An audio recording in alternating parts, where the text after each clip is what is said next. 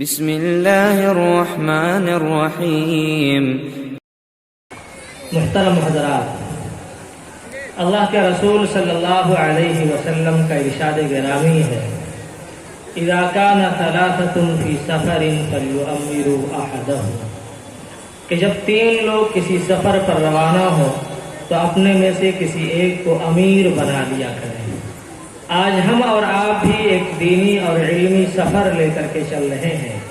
یہ سفر بھی کسی دنیاوی سفر سے کم نہیں، بلکہ اس کی اہمیت تمام دنیاوی اسفار سے زیادہ ہے۔ اس لیے یہ ضروری معلوم ہوتا ہے کہ ہم بھی اپنے آج اس علمی سفر کا کوئی رہنما اور اپنے اس دینی اجلاس کا کوئی صدر منتخب کرتے چلیں، تاکہ اس کی صدارت اور رہبری و رہنمائی میں یہ اجلاس بحسن خوبی اختتام تک پہنچے۔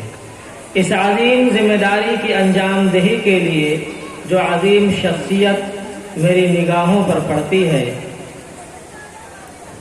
ضلع اعظم گڑھ اور اس کے اطراف و جوانب میں ان کی خدمات کسی سے مخفی نہیں۔ یقیناً وہ ایک طویل عرصے سے علوم اسلامیہ کی خدمت انجام دے رہے ہیں، اور تاہنوز ان کی خدمت کا یہ سلسلہ جاری ہے، اور دعا ہے کہ اللہ رب العزت ان کی آخری سانس تک اخلاص اور پوری تنظیمی کے ساتھ یہ خدمت انجام لیتا رہے۔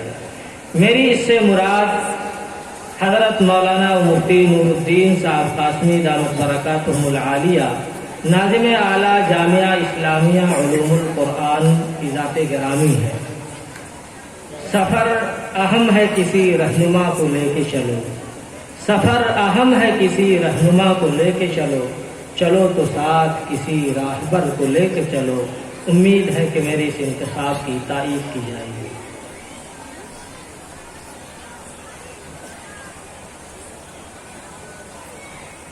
جس نام نامی اسم گرامی کا تذکرہ ہوا، میں اپنی جانب سے اور اراکین مدرسہ کی جانب سے بھرپور تائید کرتا ہوں۔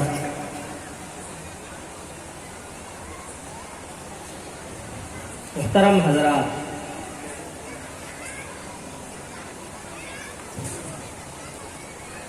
اشتہارات کے ذریعے سے آپ تک یہ اطلاع پہنچائی گئی تھی کہ آج کے اس اجلاس میں جید علماء کرام کے چند بیانات ہونے ہیں۔ علماء کرام کے بیانات ہم انسانوں، مسلمانوں اور عوام کے لیے زندگی اور دل کی روح کی حیثیت رکھتے ہیں۔ یہ بیانات آیت قرآنی وذکر فإن الذکریٰ تنفع المؤمنین کا مصداق ہوتے ہیں۔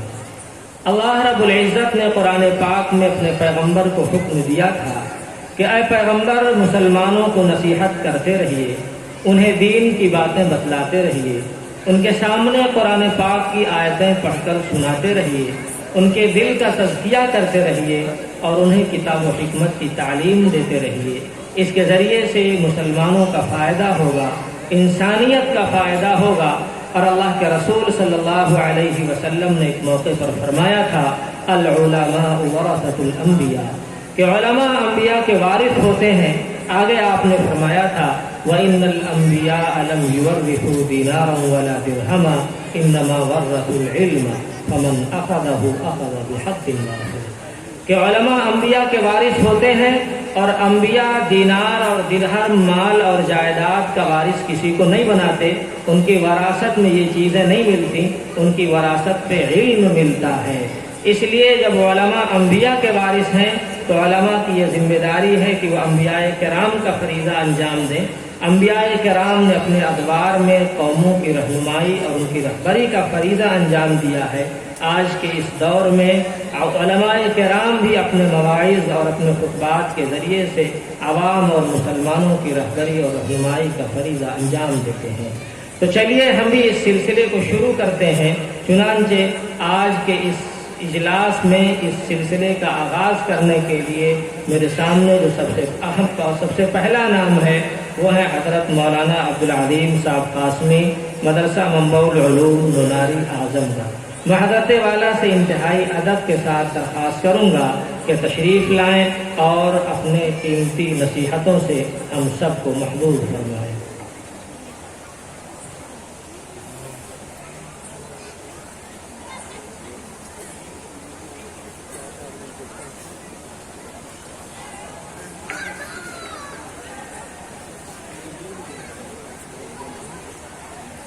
الحمد لله رب العالمين والصلاة والسلام على سيد الأنبياء والمرسلين محمد وعلى آله وأصحابه أجمعين.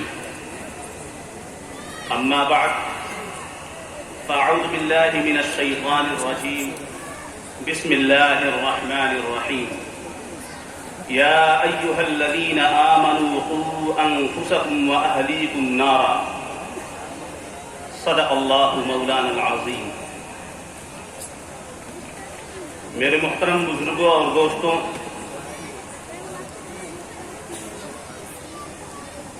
میں حضرت مولانا عامر صاحب اور مدرسہ ہادہ کے ناظم صاحب کی دعوت پر آپ کی اس جلسے میں شرکت کی غرض سے آیا تھا، لیکن حضرت مفتی نور الدین صاحب دامت برکاتہم العالیہ اور حضرت ناظم صاحب کا حکم ہوا کہ کچھ باتیں آپ سے کروں. دعا کریے کہ اللہ تعالی حق بات کہنے کی توفیق عطا فرمائے. میرے محترم بزرگوں اور دوستوں، اللہ تعالی کا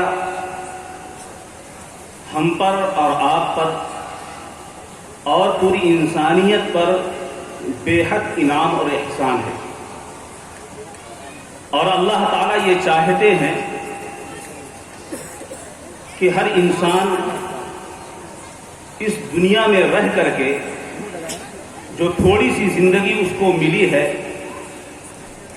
وہ میری مرضی کے مطابق زندگی گزارے، اور میری مرضی کے مطابق زندگی گزارنے کے بعد وہ میرے پاس آئے.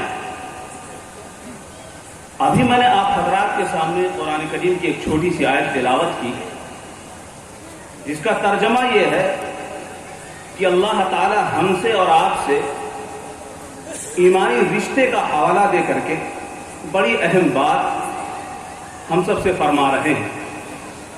یہ ایمانی رشتہ یہ بہت مضبوط رشتہ ہے، نہایت مضبوط رشتہ ہے، اور یہ جو یا ایھا الذین آمنوا سے خطاب کیا گیا ہے اس میں بڑا پیار ٹپکتا ہے، بڑی محبت ٹپکتی ہے. جیسے آپ حضرات خود اس کا مشاہدہ کرتے ہیں کہ جب آپ اپنی اولاد کو بیٹا کہہ کر پکارتے ہیں تو آپ کو اچھا لگتا ہے، آپ کے بیٹے کو بھی اچھا لگتا ہے. اسی طریقے سے اللہ تعالیٰ نے یہاں ایمانی رشتے کا حوالہ دے کر کے ایمان والوں کو خطاب کیا ہے. حضرت مفتی شبیر صاحب عثمانی رحمت اللہ علیہ بڑے علماء میں سے چنانچہ ان کا ایک واقعہ لکھا ہوا ہے. وہ کہتے ہیں کہ میں دنیا کے بہت سارے گوشوں میں گیا، لوگ مجھے علامہ کہتے تھے، لوگ مجھے حضرت کہہ کے پکارتے تھے، لیکن مجھے اتنا خوشی نہیں ہوتی تھی جتنا کہ خوشی مجھے بیٹا کہنے پر ہوتی تھی. اور واقعہ یہ ہے کہ ان کی خاندان میں بوڑھی عورت تھی، تو حضرت مفتی شبیر صاحب عثمانی رحمت اللہ علیہ جب ان سے ملنے کے لیے جایا کرتے تھے تو وہ ان کو بیٹا کہہ کر پکارتی تھی. تو مفتی صاحب فرماتے ہیں کہ مجھے ان کے لفظ سے بیٹا کا جو لفظ نکلتا تھا بہت ہی اچھا لگتا. تو اللہ میاں ایمانی رشتے کا حوالہ دے کر کے ہم سب کو خطاب کر رہے ہیں کہ اے ایمان والوں، اپنے آپ کو اور اپنے گھر والوں کو جہنم کی آگ سے بچاؤ. میرے بھائی، جہنم کی آگ جس کا ایندھن یہ لکڑیاں اور کوئلے نہیں ہوں گے. جیسے دنیا کی آگ کا ایندھن لکڑیاں اور کوئلے ہوتے ہیں، لیکن جہنم کی جو آگ ہے اس کا ایندھن انسان اور پتھر کو بنایا جائے گا.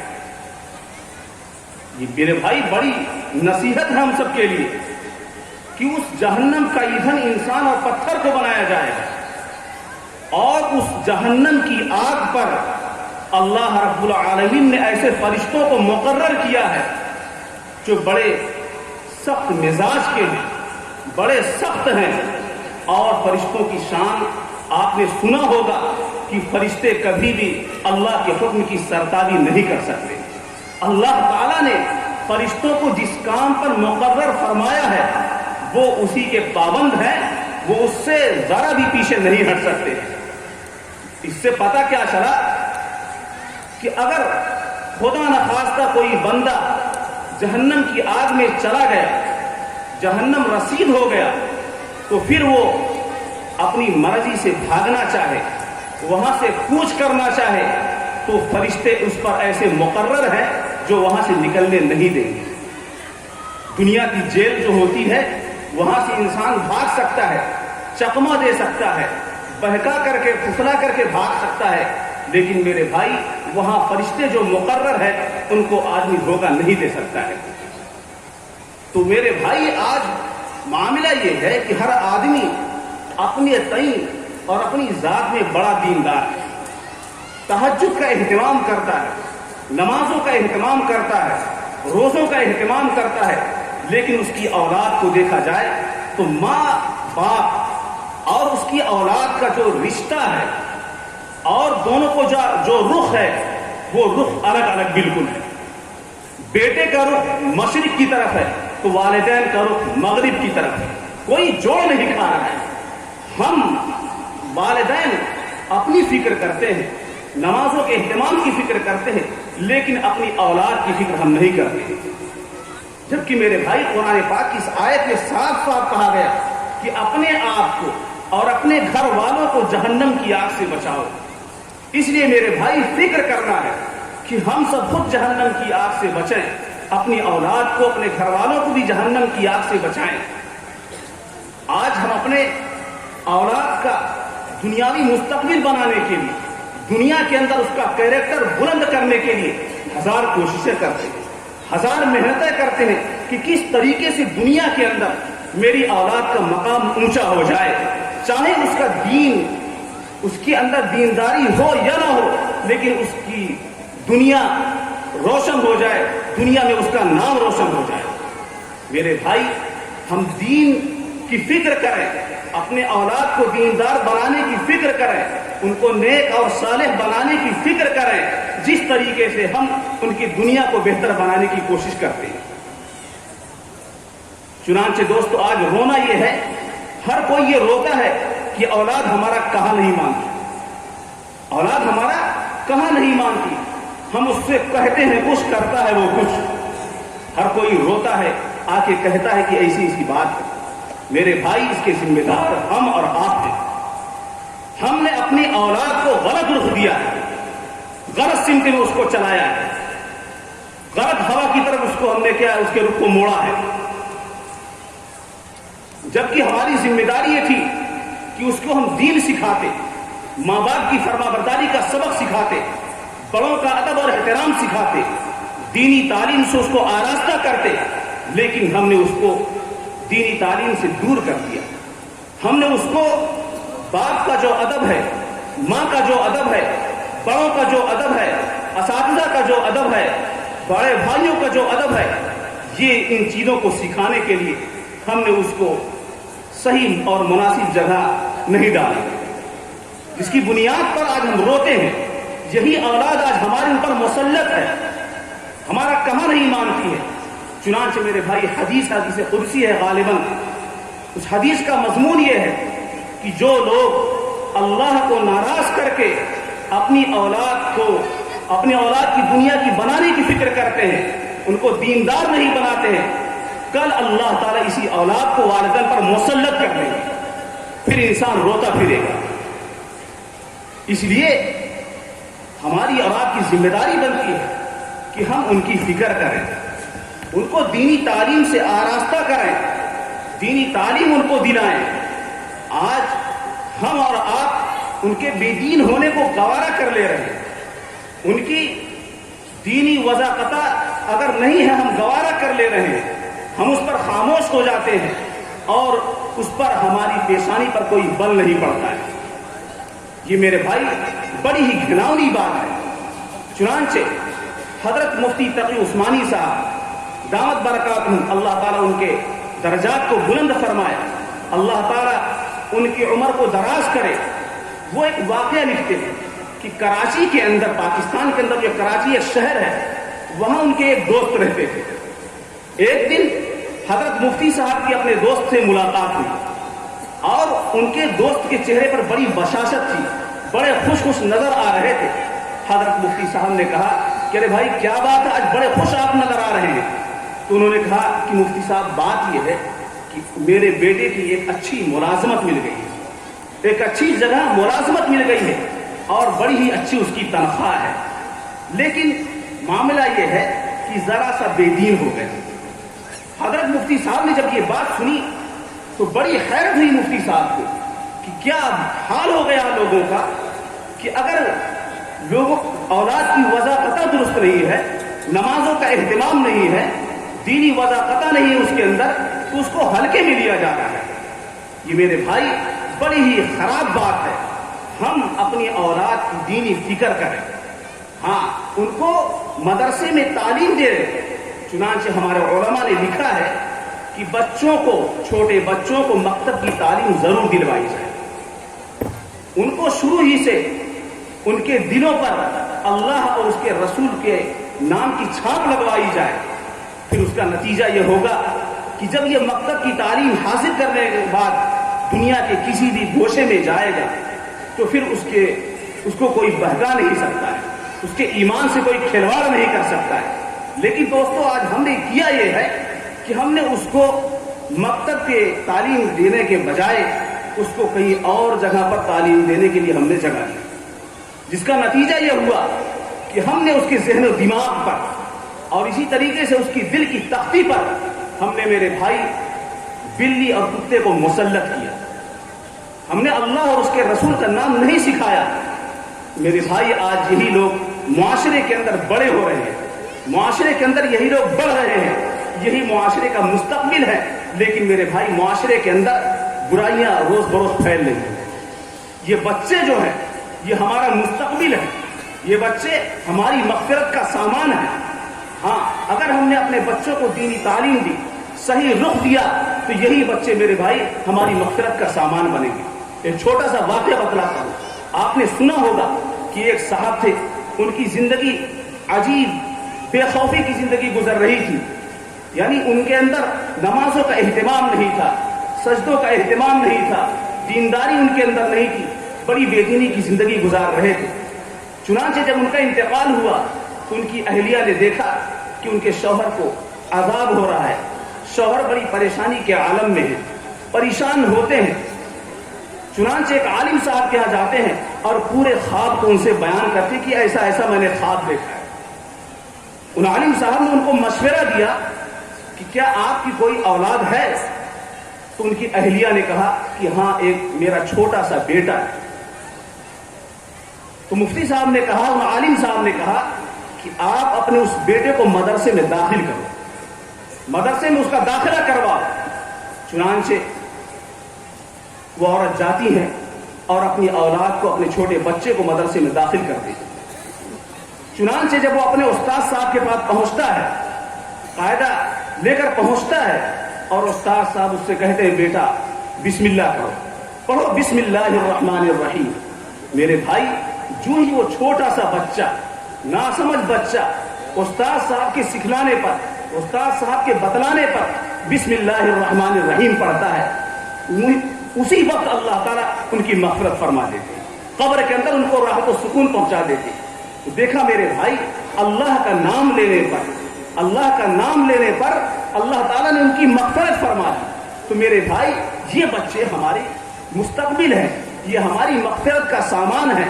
और मेरे भाई अगर हमने इनकी फिक्र नहीं की और इनको दीनी तालीम नहीं दी तो मेरे भाई कल अल्लाह ताला हमसे मुआख़ज़ा कर लेंगे। आज हम चंद कौड़ियों की खातिर, चंद पैसों की खातिर दीनी तालीम से उनको काट देते हैं, दीनी तालीम से उनको बेबहरा कर देते हैं, उनको गलत रुख पर डाल देते हैं। मेरे भाई हम जो जानते हैं कि हमारे जानकारी में, हमारे इल्म में बहुत सारे ऐसे लोग हैं जो बज़ाहिर बहुत ज्यादा मालदार नहीं, बहुत ज्यादा उनके पास पैसा नहीं, लेकिन انہوں نے عزم کیا ہے, انہوں نے تہیہ کیا ہے, انہوں نے ارادہ کیا ہے کہ ہم اپنے بچوں کو دینی تعلیم دیں گے, اور وہ دینی تعلیم دلواتے ہیں, مکمل کرواتے ہیں, اللہ تعالیٰ آسان کر دیتے ہیں. تو میرے بھائی ہم محنت کریں, کوشش کریں, تو میرے بھائی اب چیز آسان ہو جائے گی. تو کوشش تو ضروری ہے نا, ہاں کوشش کرنا پڑے گا. بعض لوگ کہتے ہیں ارے بھائی ہم کوشش کرتے ہیں, اور مثال دیتے تھے کہ حضرت نوح علیہ السلام کا بیٹا بھی تو آخر کافر رہا, تو نبی کا بیٹا کافر رہا, تو ہمارا بیٹا اگر بے دین ہے تو کیا ہو گیا؟ میرے بھائی یہ مثال دینے سے پہلے سوچنا چاہیے, یہ مثال دینے سے پہلے سوچنا چاہیے کہ حضرت نوح علیہ السلام نے اپنے بیٹے کو راہ راست پر لانے کے لیے, اللہ تعالیٰ کا فرمانبردار بندہ بنانے کے لیے کس قدر محنت کی ہے. چنانچہ آپ نے سنا ہوگا حضرت نوح علیہ السلام نے اپنے بیٹے کو راہ راست پر لانے کے لیے, اللہ کی وحدانیت کا اقرار کروانے کے لیے 950 سال تک محنت کی. کتنا محنت کی ہے؟ 950 سال تک محنت کی. میرے بھائی ہم اور آپ بتائیں کہ ہم اپنی اولاد کو دینی ذہنی تصور بنانے کے لیے, اور دینی وضع قطع بنانے کے لیے, اور دینی تعلیم کے لیے ہم نے اس پر کتنی محنت کی؟ کیا ہم نے 1-2 سال محنت کی؟ کیا ہم نے 9 سال 10 سال محنت کی؟ میرے بھائی نہیں کی. محنت کرنا پڑے گا, کوشش کرنی پڑے گی میرے بھائی, پھر اللہ تعالیٰ آسان کرے گا, اللہ تعالیٰ آسان کر دیں گے.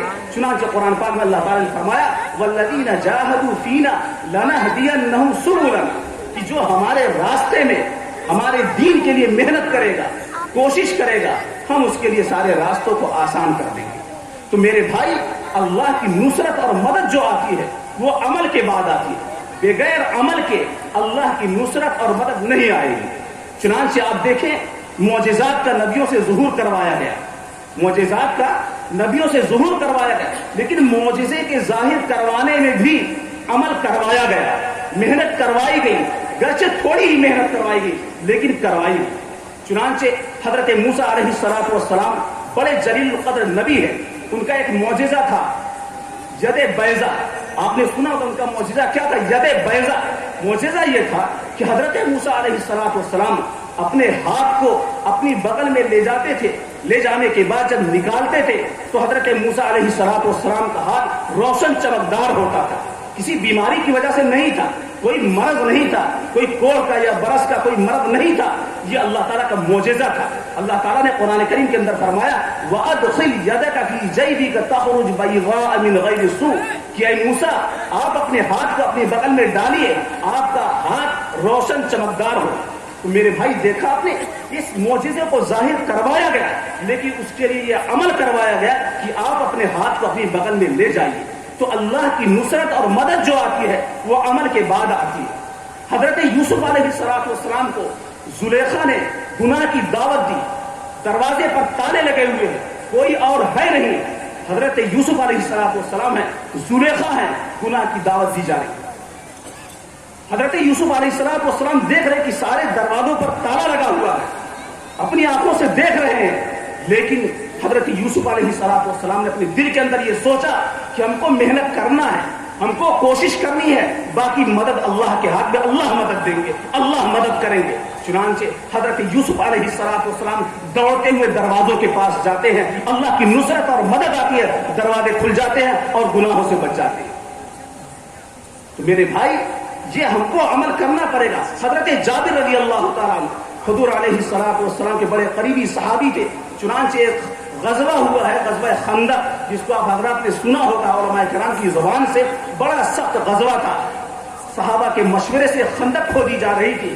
حضرت نبی کریم صلی اللہ علیہ وسلم بھی بنفس نفیس اس میں شریک ہیں, سارے صحابہ اس میں موجود ہیں. سخت سردی کا زمانہ ہے, کھانے کے لیے کچھ نہیں ہے, پیٹوں پر پتھر بدے ہوئے ہیں. حضرت جابر رضی اللہ تعالی عنہ نبی کریم صلی اللہ علیہ وسلم کے چہرے انور کو دیکھتے ہیں.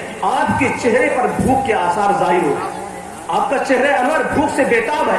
حضرت جابر رضی اللہ تعالیٰ عنہ حضور علیہ السلام کی یہ حالت دیکھی نہیں, بے چین ہو گئے.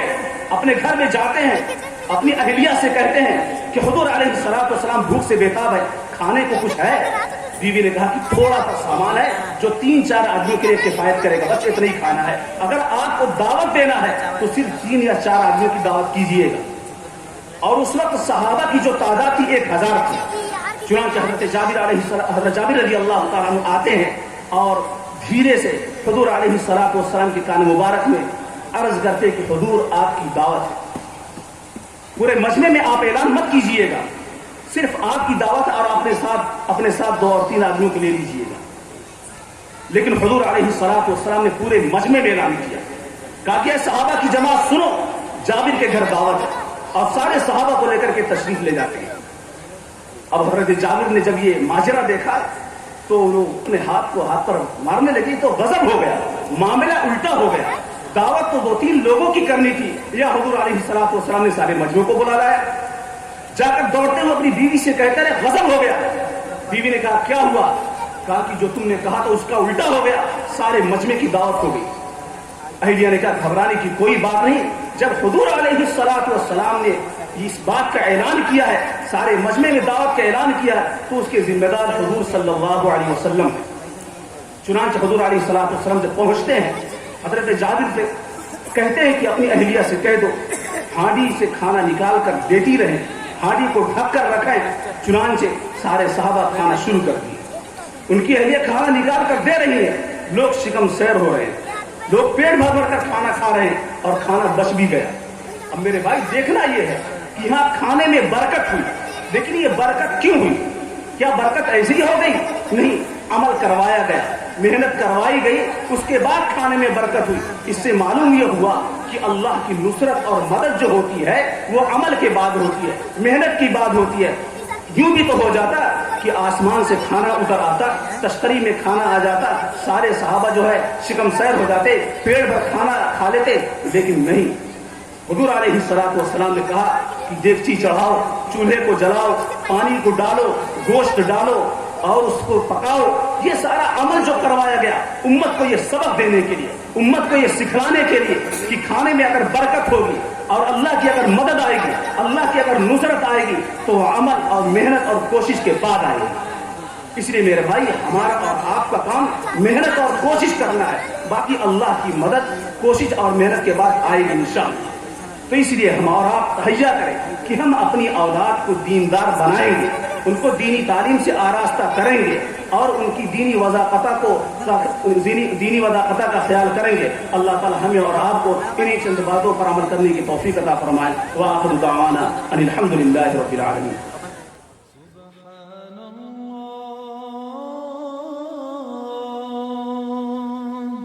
والحمد لله ولا